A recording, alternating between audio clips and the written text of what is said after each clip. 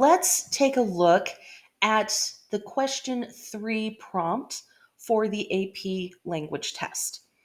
The question 3 is essentially just an argument essay. You are given a prompt, you respond with an argument of your own creation. Like with your other two essays, you have 40 minutes in which to write your response. But you will see that the prompt is very different from the synthesis and the rhetorical analysis prompt. Here's our prompt. The first Buy Nothing Day, a day on which people are urged to purchase no goods, was organized in Canada in 1992 as a way to increase awareness of excessive consumerism. A Buy Nothing Day has been held yearly since then in many nations.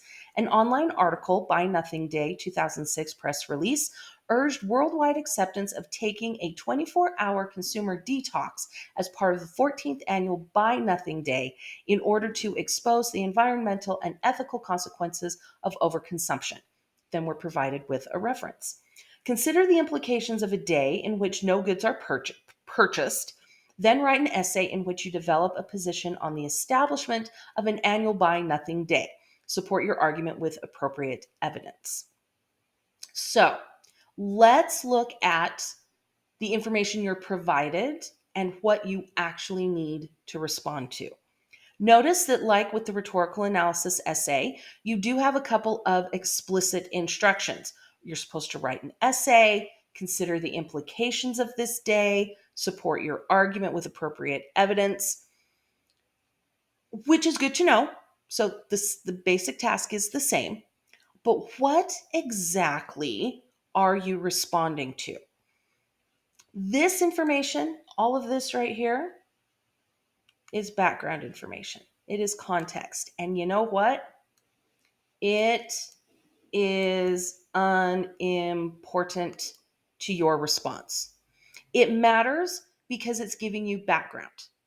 It doesn't matter because you don't have to use those sources. You don't have to reference this quote.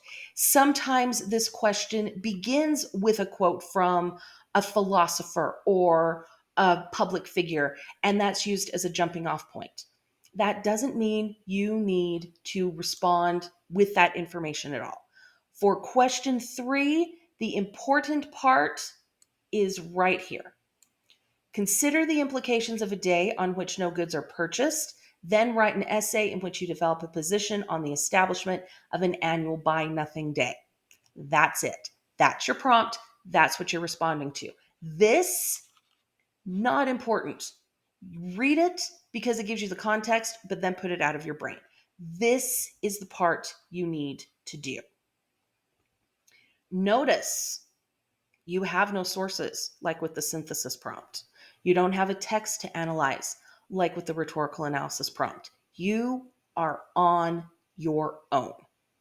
This is why some students really like question 3. They like the freedom. They like being able to bring in evidence from wherever they want to support their claim.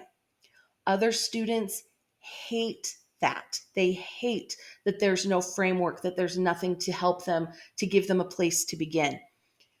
Regardless of which side you fall on, evidence in this case can mean a lot of different things. What can you use for evidence in question 3? You can use something you've read. It can be fiction or nonfiction. You can use current events, something that's happening in the world right now. You could use a historical reference. You could use a personal experience.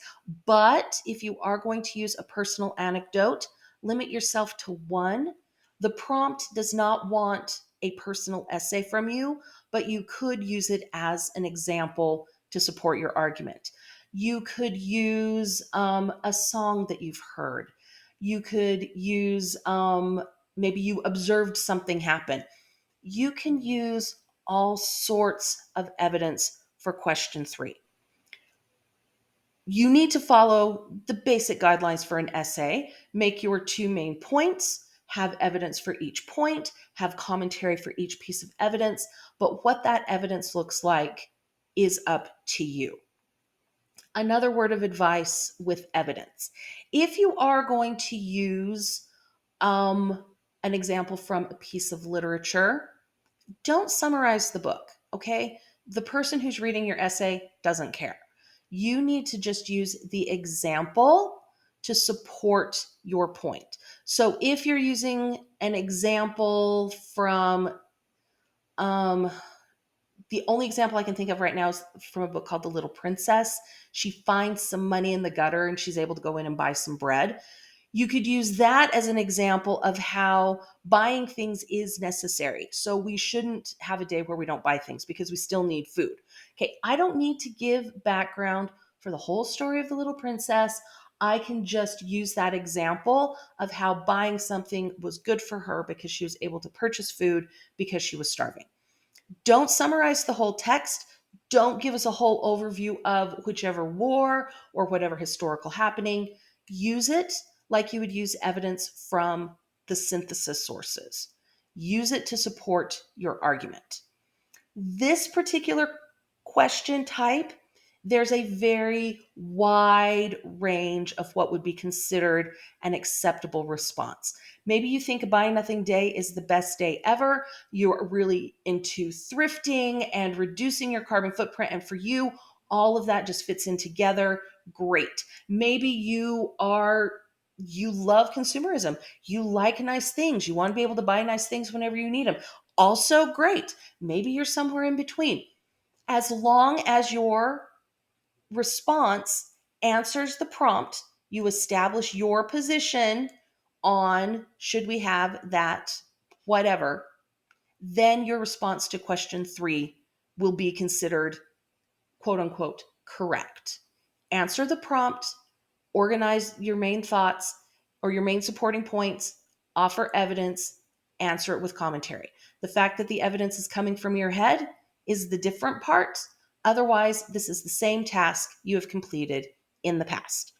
And that is the question 3 prompt on the AP Lang test.